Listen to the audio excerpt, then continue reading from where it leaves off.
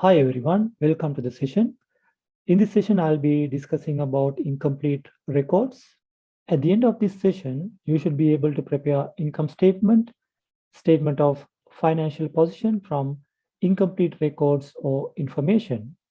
So therefore, please watch the video till the end without missing any important concepts, right? So what happens when a business does not keep a full set of accounting records? So usually many small business organizations don't maintain proper books of accounts. All transactions are done through cash. So on cash basis. Okay. So therefore, the main book used to record these transactions will be the cash book. Any missing information can be found in bank statements. So is it possible to calculate profit or loss when information is incomplete? Yes, it is possible. So what we need to do is we need to identify the increase or decrease in net assets. Okay. So what does that mean? So that means you need to identify the net assets. So which means nothing but it is the total equity. It is the total equity. So look at the basic accounting equation. So it says assets equals equity plus liabilities. Okay. From assets, if you subtract liabilities, which will be the equity. So therefore, when you say assets minus liabilities, which is the net assets, which is equal to the total equity. So to identify profit, what we should do is we need to see the increase or decrease in capital or net assets, whether the equity has been increased or decreased during the period. So by comparing this, we can identify by comparing the opening equity and the closing equity. So we can identify whether the company, the business has earned a profit or not. Okay. So if you look at the closing equity, the closing equity is equal to opening equity or the opening capital that you have invested plus the profit that you have earned minus any personal drawings. So that will give you the closing equity. So if you want to identify the profit, so what you should do is from the profit, okay, if you simplify this, from the closing equity, you need to deduct the opening equity and you just add back the drawings. For example, let's say Peter, a small tea shop owner, he brought $100 cash on a particular day and he bought certain items to make and sell milk tea. So let's assume he bought milk, tea, and sugar and some plastic cups. So, and he made sales during the day. And at the end of the day, he is left with, let's say, $125. By taking this example, you can see by how much is capital money increased. So basically, he invested $100 and he earned $125 at the end of the day. So he made $25 simply by comparing the opening and closing. So you can identify the profit. So he invested $100. He invested $100 and at the end of the day, he had $125. So thereby, if you take this difference, which is equal to $25, so this is what he has earned during the period. Now let's assume from the collection he made during the day, he paid $10 to his wife for his personal expenses. Then how much profit he would have earned during the day? Okay. Now, if you apply the same amounts to this particular equation. Okay, at the end of the day, he had $125 and he invested $100 and he paid $10 to his wife. So if you add back these drawings, the total profit earned will be 125 minus 100, which is $25, plus 10 will be 35.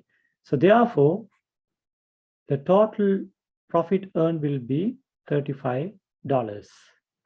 So this is the basic idea behind incomplete records. Now let's move on to some basic questions before we move on to some difficult questions. Question number 1. The net assets of Amar, a trader, on 1st January 2018 amounted to $138,000. Okay. During the year to December 2018, Amar introduced a further capital of 30,000 and he made drawings of 28,000 on 31st December 2018. Amar's net assets total $175,000. Using this information, compute Amar's total profit for the year ended 31st December 2018. Okay, so what is the basic equation if you want to identify the profit? So we know our basic accounting equation. Okay, so based on the equation that I have discussed, if you take the closing capital is equal to your opening capital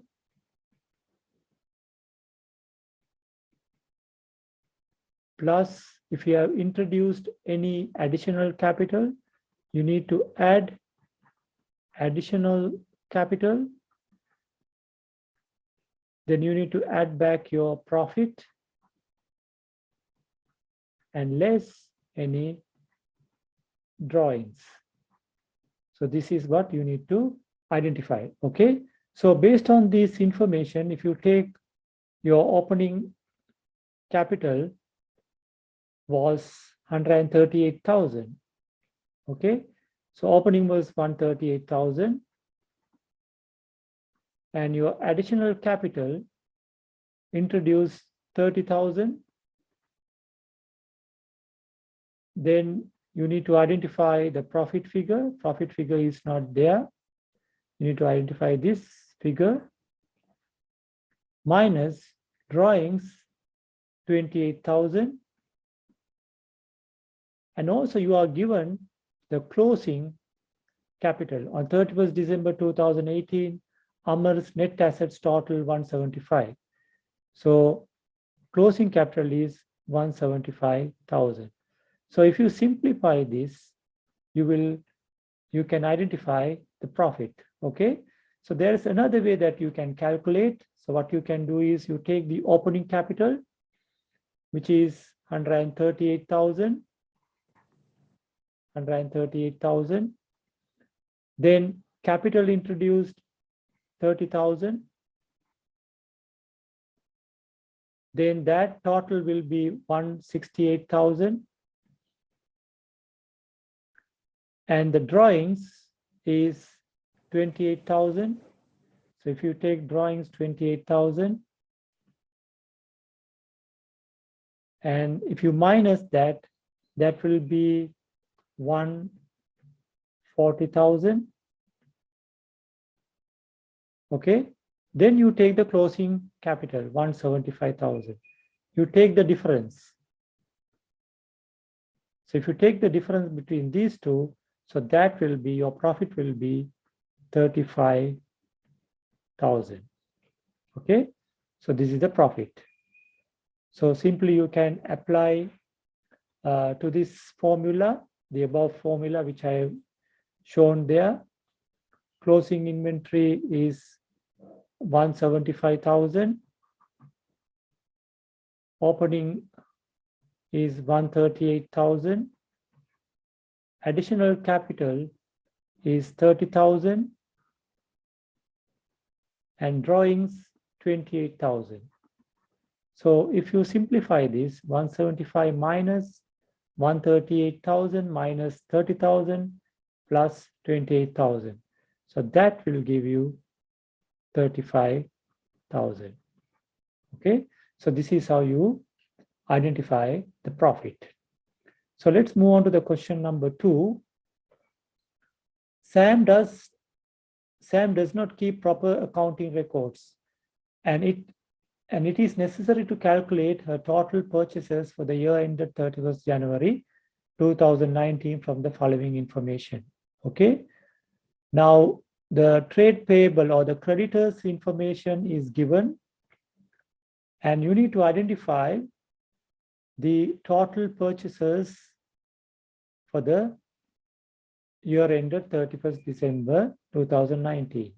Okay, so you are given 31st January 2019, the opening, this is the opening balance. Okay, this is the opening balance. And 31st January 2020, this is a closing balance of the creditors. Payments to suppliers, this is the payment. Okay, and 875,500. Cost of goods taken by Sam for her personal use. So this is drawings, basically, and refund received from the supplier. Okay, 1,500, he has returned money, and the discount received from the supplier is 13,000. So if you want to identify, the purchases are not given. Okay, so if you want to identify the purchases, what you need to do is you need to prepare a T account for the trade payables or the creditor.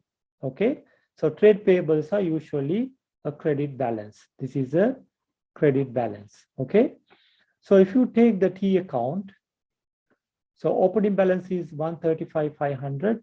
Just take the balance brought forward, 135,500. Then the closing balance is 181,250. So that you can take it as balance carried forward. Okay, on the debit side, because this will be the opening balance for the next financial period. Okay, the balance carried forward will be the balance brought forward for the next financial period. Then you have to take the payments, 875,500. So you have to credit the bank and debit the trade payable account, 875,500. You debit this account and credit the bank. So this will be the bank entry. Okay, so bank credit, debit, trade payable or the creditor. Cost of goods taken by Sam for her personal drawings. So this will not be recorded in this trade payable account. That will be taken separately. Refund received from suppliers. Okay, so I think we have overpaid by 1,500. So therefore we received money from the suppliers. So therefore you have to debit bank account and you have to credit the trade payable account. So you need to credit here and you need to debit the bank account. Okay, then discount received. So at the time of making this payment, we received 13,000 amount as discount. So discount received will be credited and debited to the trade payable account, which is 13,000. Okay, so if you take the total is 1,069,750, and this is 1,069,750. Okay, so if you take the total 1,069,750 and minus 1,500 and 135,500, you will have a purchases of 932,750. Okay, so this is how you calculate the purchases during the period. Okay, now let's move on to the question number 3. Alan fixes prices to make a standard gross profit percentage on sales of 25%. Okay, so gross profit is calculated as a percentage of sales, 25%. The following information is available for the year ended 31st December 2018 to compute her sales total for the year. Okay, so in this case, you are not given sales figure. Okay, but you are given the inventory stock, which is the opening stock, and the closing stock is given. You are given the purchasers and purchasers return also given. Okay, so calculate the sales figure for the year ended 31st December 2018. Okay, so this you can calculate by following the usual format. Okay, sales minus cost of sales. So thereby you can identify, if you take sales minus cost of sales, so you can identify the profit. Okay, now the profit percentage is given. How much? Gross profit percentage is 25% on sale. So if the profit is 25, okay, then sales should be 100. Then how much should be your cost of capital? It should be 75, because sales, the profit is calculated as a percentage of sales, which is 25%. 25% on 100 will be 25. So therefore, to arrive at 25 profit, your cost of sales should be 75. Okay, so based on this concept, let's try to calculate the sales. Now let's take the opening stock and the closing stock, which is 245 and 265. This is the opening stock, sales minus cost of sales. Opening stock 245 and closing stock is 265,000. Then your purchases is 395,500. Just add back the purchases to opening stock. Then there is a purchaser's return of 30,500. Okay, so once you deduct 30,500, this is the total stocks, 610,000. From the closing stock, if you deduct the closing stock from the total, that will be 345. So this is the cost of sales. Cost of sales. Okay, so as I explained you earlier, if the sales is 100 and the profit is calculated based on sales, your profit should be 25. So therefore, your cost of sales is 75%. So if you know cost of sales, which is 345, and if you divide, which is equal to 75%.